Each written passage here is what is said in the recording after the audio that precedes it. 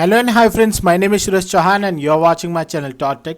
So friends, today in this video we're gonna fix this issue of Windows 10 blue screen of death, which comes with an error code via uncorrectable error. So this is also comes with an error code of 0x00000124. So this can be fixed by following few steps on Windows itself.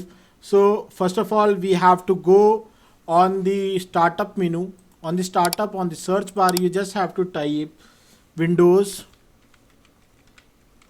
memory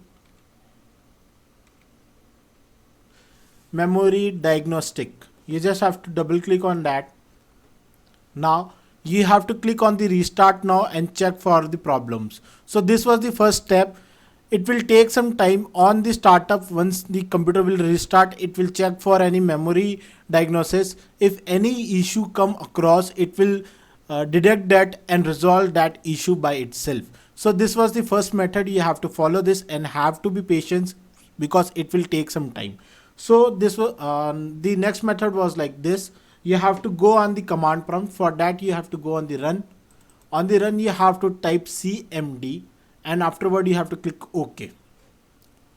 Now you have to type in command over here, which was sfc space / scan now.